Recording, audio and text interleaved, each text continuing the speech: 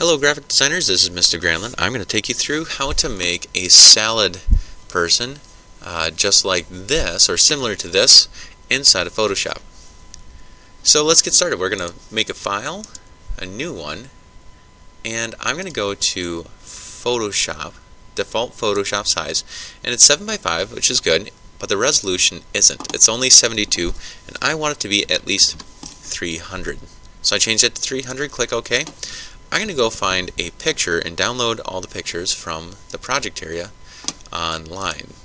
So if we go up to the Giuseppe Arcimboldo tutorial, this is based off of the Renaissance painter Giuseppe Arcimboldo and how he would paint with all of these vegetables and make these portraits.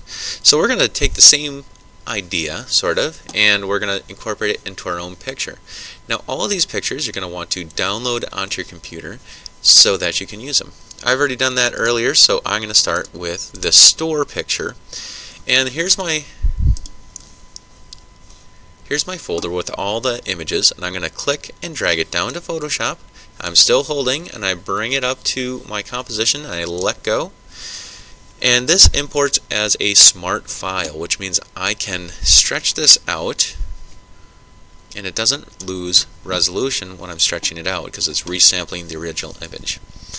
I'm going to click the checkbox. There's my store. It looks like Trader Joe's. I love Trader Joe's. Okay, I'm going to go back and grab my next file, which is going to be this man in the suit, and we're going to use the quick selection technique. So again, suit, drag it, hold it, bring it into Photoshop, let go. Now, to cut this out the way that I need to do this, I need to stretch it out because I'm going to have this guy, my salad person, in the foreground. It's going to be a bit of a medium shot, so we're not going to see anything from the waist below. Click the checkbox, and we're going to go down to the magic wand tool and click and hold to find the quick selection tool. Now your tool might be somewhere around the 30-40 pixels. We can add to our selection by clicking the add to selection button up here at the top, and I'm just going to paint, click and drag inside the person. As you see, those marching ants, that selection snaps to the outside line. That was pretty nice. Now I notice right here, Control plus, Control plus, Control plus, that right underneath the armpit, that should be clear. So I'm going to reduce the size of my brush here to about 11 pixels, and I'm going to go get my subtract from selection button, and I'm going to cut that out. Now anytime I'm making a selection, I like to refine my edge to make a nice edge here.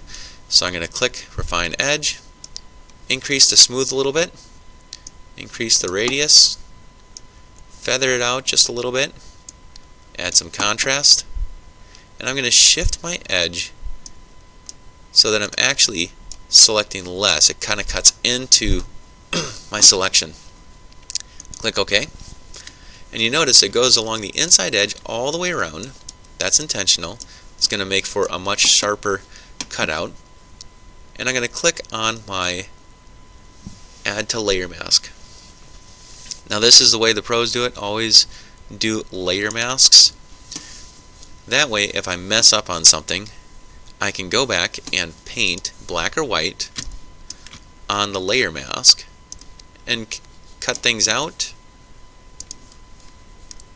or add things in by painting on the layer mask what I need to do. Control Alt Z a couple of times to bring it back to my original cutout. That looks good. Time to go get the head, which is an avocado. I go back to my downloads folder. Here's my avocado. Click, hold, and drag. Bring it to Photoshop. Drop it off in the composition. Control minus, Control minus, Control minus. Get my move tool, and I'm going to size this down to about the size of the head that I want. I want to give him a bit of an oversized head because I think that looks funny. Rotate a little bit by getting your mouse out to the edge.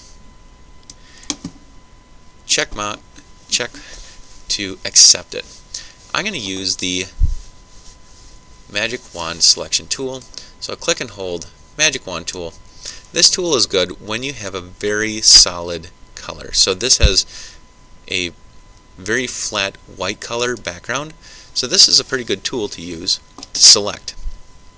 I'm going to add to the selection here by clicking on this box. I could also hold Shift on the keyboard as I'm doing this and help take away some of that shadow. Now if I click the Add Layer Mask, I get the opposite of what I want. So what I'm going to do is I'm going to inverse my selection. So select, inverse, and then add to layer mask. Now this is pretty good, but I'm noticing that we have a little artifacting if I zoom in. So there's if I turn off these other layers and make the background layer, oh no, you can't even see it now. There's a little bit of artifacting, and I could go in on my layer mask and erase a little bit more to get rid of that artifacting, or I notice there's some shadow still there, and I'm painting with the paintbrush using the black color on the layer mask to get rid of it. I could also hold Alt and click on the layer mask and add more to the layer mask just in case.